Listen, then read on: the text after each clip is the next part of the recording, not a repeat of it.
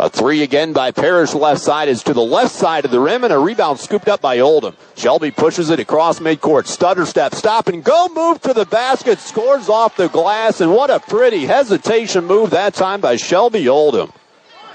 Oldham has two. A player who came in with a 6-to-1 assist-to-turnover ratio.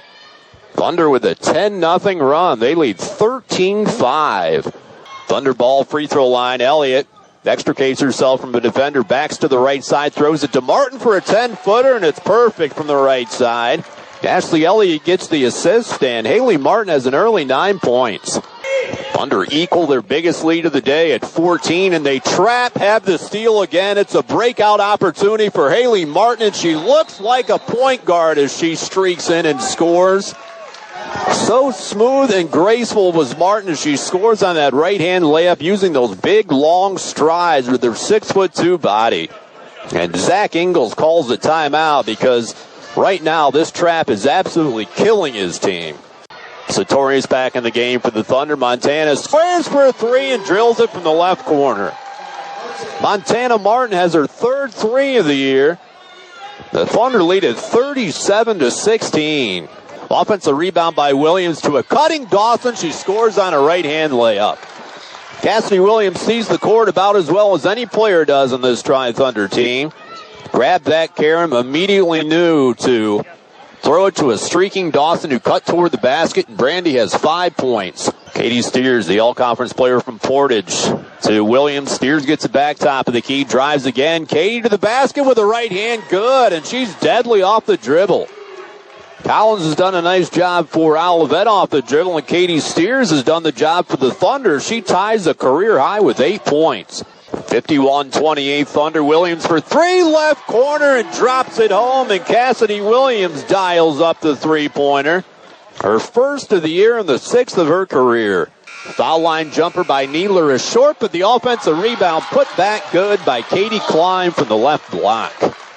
Katie has her first collegiate field goal, and the Thunder lead it again by 40 at 81-41. Trine in front, step back three, and it's absolutely perfect for Madison Jennings from the right wing. Jennings with her first collegiate field goal. The Thunder lead 87-48. And I'm joined by Trine Thunder head coach Ryan Gould. Coach, an impressive debut in the MIAA campaign for your team today. 87-50, trailed it early, 5-3, went on a 16-0 run. What are some things you're impressed with today? Well, it's kind of like what we talked about on Wednesday night. It was really good to see so many kids get game action and to see a lot of production from different kids. I don't know if we had anybody play 20 minutes. So I feel really good about where we're at with our depth and our health. Yesterday was the first day of practice where we've had the whole team. You know, I had Tashayla back today. Katie Klein recently was cleared. So to have that many people available for a game is a big thing for us. Coach, it was a big thing in that first half for your team to go with that trap. Got some easy points in transition after some steals, didn't you? We did. I thought our post players did a really good job of jumping early and forcing some bad passes and bad decisions on their part. I thought Haley played outstanding in the first half. She got us off to a great start. Defensively, she had a couple end-to-end plays where she stole and went end-to-end off the dribble. You can see that progression with her skills and confidence. Is that going to be a part of your team this year, that trapping or pressure defense from time to time? I think it's something we can do if we want to or need to. It's not something we'll probably do a lot, but it's nice to kind of have in your back pocket if it's something that you want to do in a given day.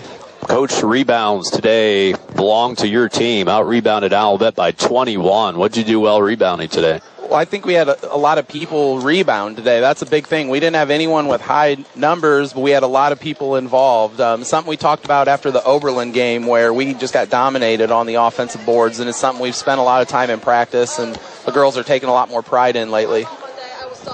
Trine wins it here today, 87-50. They are 1-0 in conference play. They moved to 5-1 on the year. Coach, you mentioned Tashayla Satorius came back. What type of a skill set does she have when she's healthy? Well, I mean, she's a 5'11" girl who's a mismatch at the 4 spot. She can take somebody off the dribble. She runs really well in transition, and she can guard multiple positions. So, you know, it's someone who's ability-wise is probably a Division I type of athlete, and we love having her back with us. And I think if we can get her a little more healthy and up to speed, she's going to be a big difference maker for us second semester. Katie Steers had a career high, had 13 points today, pushes the ball well in transition and passes the ball well out of it, too. Yeah, Katie played a lot of point guard in high school.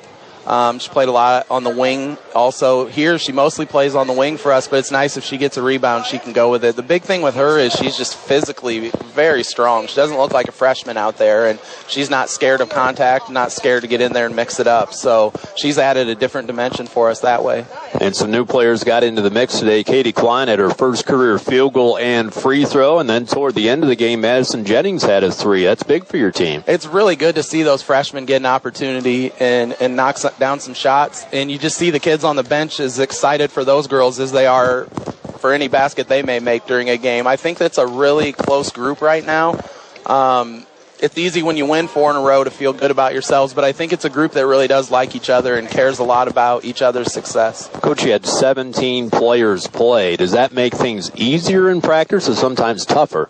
Well, it makes it harder for the coaches, for sure, to figure out who we need to play and to get everyone minutes who deserves them. And, you know, in a given night, there's somebody who may get shortchanged a few minutes who deserves a little more. So for them, it requires a lot of buy-in as players to trust us and just give us time to figure things out. You know, as we get more people healthy, I think we can settle in a little more into a normal starting lineup and rotation.